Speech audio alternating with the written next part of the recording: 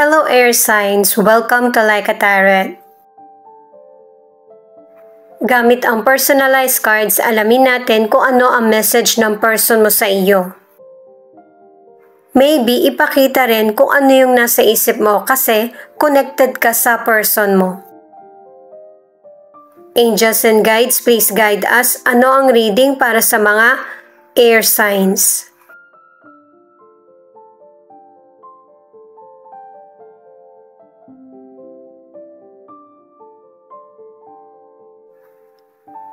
Walang katulad ang relasyon natin. Ay teka lang guys, may naiiwan eh. Isama ko lang.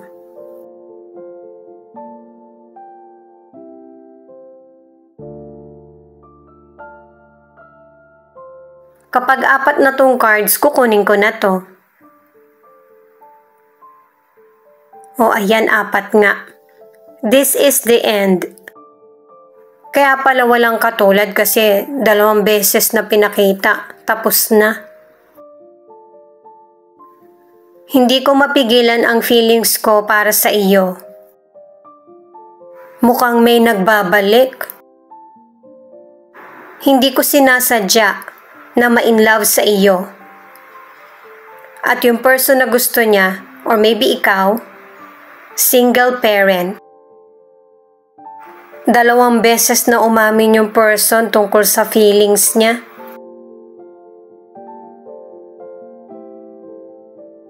Gamit naman ang mystical cards, alamin natin kung anong ibig sabihin ng personalized cards na ito, kung bakit ito yung ipinakita. Or may posibilidad na mag-connect na ito sa tarot cards mamaya.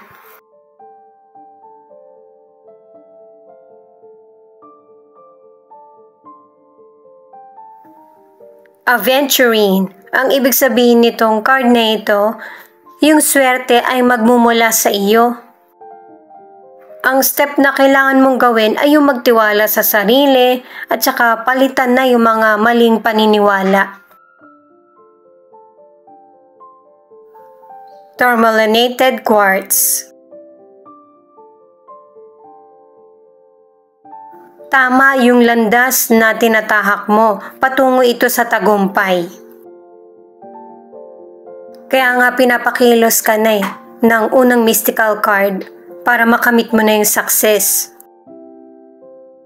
Sa anumang sitwasyon yan guys kung ano yung sitwasyon mo ngayon, kung patungkol man yan sa career or sa love life mo. Unakite. Ang ibig sabihin nito ay mas harapin mo kung ano yung present. Kasi yung mga nangyari sa past ay natapos mo na. At ang kailangan mong paghandaan ay ang future. Kukuha lang ako ng konting cards para i-reverse. Para sa mga bagong viewers, ang reading na ito ay timeless reading, general reading at guide po lamang. Hindi po magre-resonate sa lahat kaya kunin mo lang yung akma sa sitwasyon mo. At kung kailan mo napanood ang reading na ito, yun ang start ng 1 week reading para sa'yo. Ikaw na bahala magpalit kung si person mo ito o ikaw.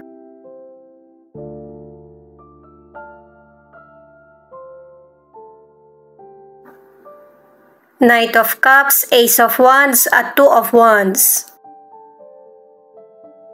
Sa mga cards na ito, maraming oportunidad na darating sa iyo.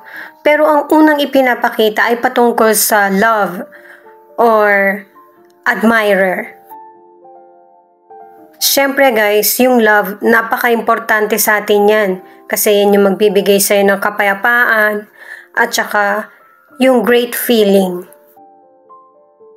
At saka, may mga gagawin kang desisyon. Pero sa ngayon, namimili ka pa. Pero ang pinapaunawa sa'yo ng mga cards ay piliin mo kung ano yung ninanais ng puso mo. Ang ilan kasi sa inyo, love ang gustong pagdesisyonan. Pero ang ilang air signs ay patungkol sa career. Na yung bang magtrabaho sa ibang lugar or ibang bansa. May trabaho ka man or wala, maraming posibilidad na para sa iyo. Tatlong cards na kasi yung nagsasabi na wala nang makakapigil nito kasi ito yung nakatadhana at kailangan mong pagdesisyonan para magkaroon ng growth at saka improvement sa buhay mo. Yung pag-aksyon mo at saka decision mo na lang ang kailangan. At saka tanggalin mo yung duda at saka takot sa isip at puso mo. Kasi may malaking oportunidad na darating sa iyo.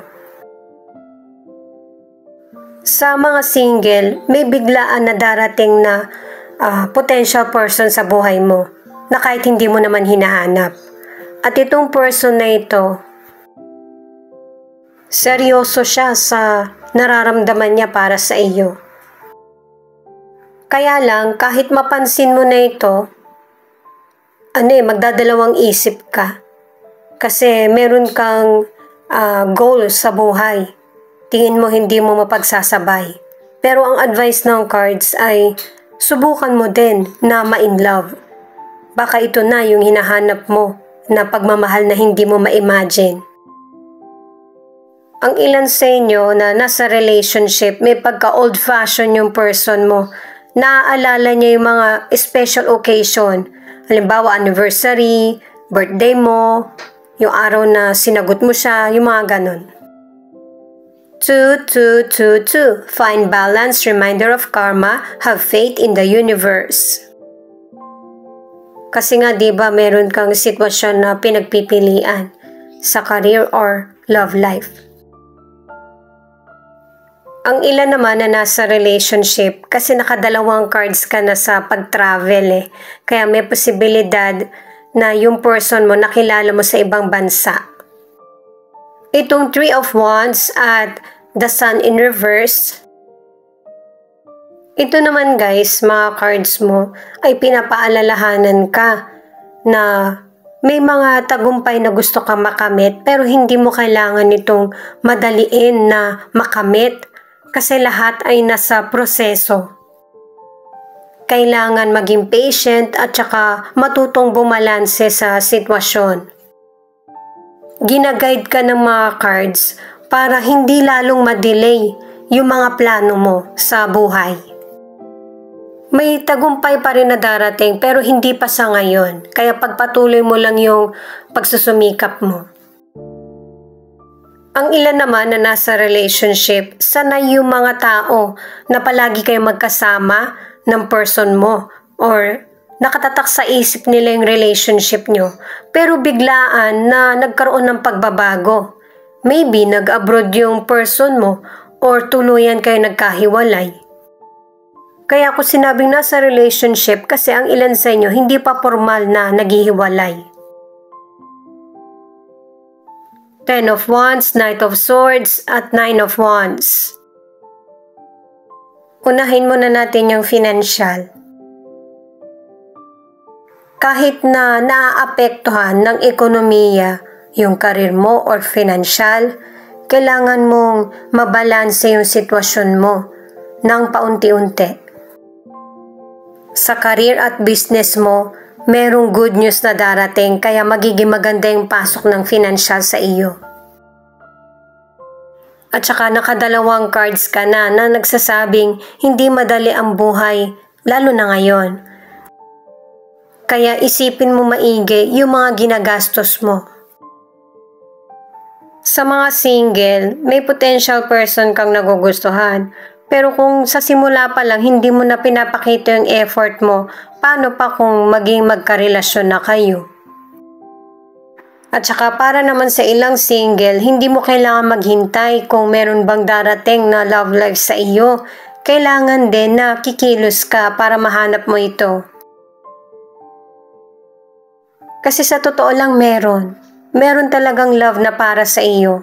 Pero kailangan mong kumilos. Hindi pwedeng nasa bahay ka lang. O kaya yung routine mo pare-pareho lang.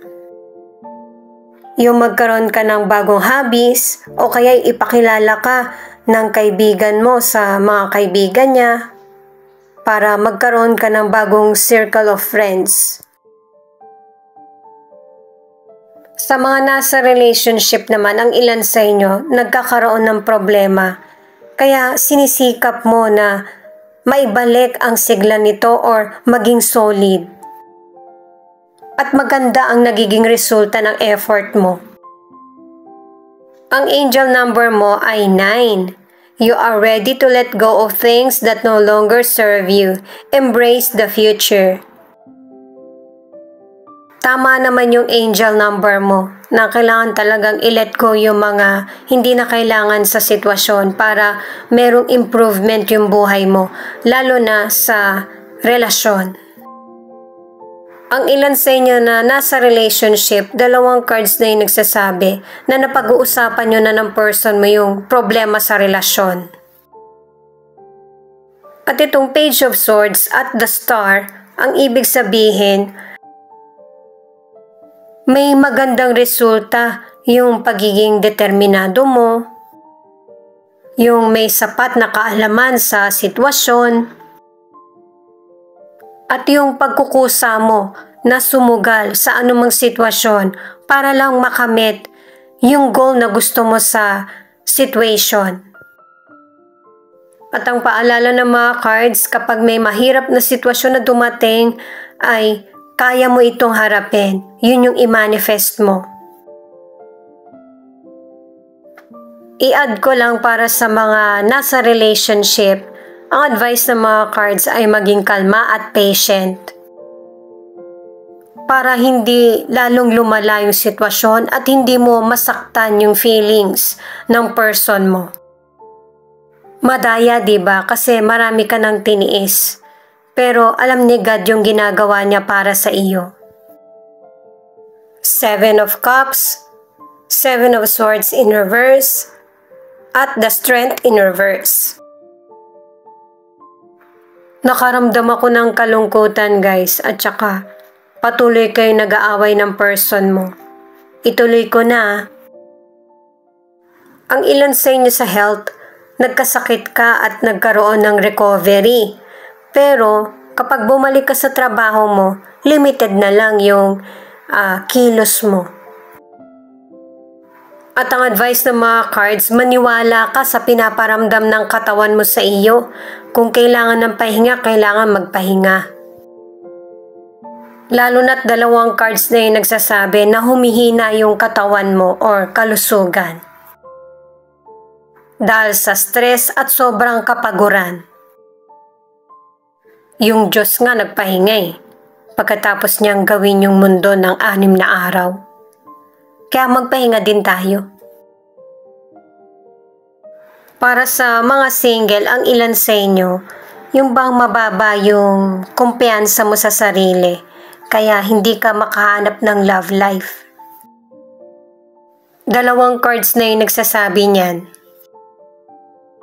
Ang ilang single naman, may potential person na nagkakagusto sa iyo. Pero nalilito ka kung sino sa kanila yung pipiliin mo. Kaya ka nalilito kasi ikaw din hindi mo alam kung ano bang relasyon yung gusto mo. Sa mga nasa relationship, pinapaalala sa'yo ng mga cards na yung mga nakikita mong nagtatagal ang relasyon, hindi naman sila nagtagal ng perfect ang relasyon. Ang ilan sa inyo na nasa relationship, naging matindi na yung yung hidwaan nyo ng person mo. Kaya pareho na kayo ng desisyon na tapusin na lang ang relationship. At saka sa relationship, kung meron kang pagdududa, kailangan mo itong sabihin sa person mo para pareho nyong makontrol yung problem sa relationship. Basahin muna natin yung angel number mo.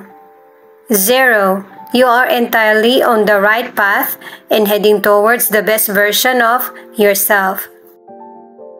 Ang ilan sa inyo na nasa relationship, naging maayos naman ang relasyon, nagtiwala sa person at naibalik yung pagkakaisa sa relationship.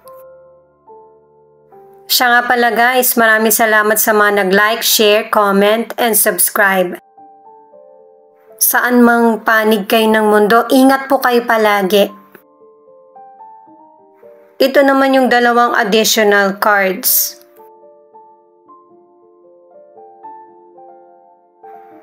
the Lovers, at Five of Swords. Binibigyan ka ng advice ng cards na ito na magkaroon ka ng desisyon sa mga bagay na gusto mo or sa relationship. At saka maging klaro sa'yo yung mga pinagdududahan mo. At saka may mga relasyon talaga or situation na magtatapos kasi hindi na talaga makayanang ipagpatuloy pa yung unhappy na sitwasyon. Tamang desisyon pa rin ito para hindi na lumala yung sitwasyon.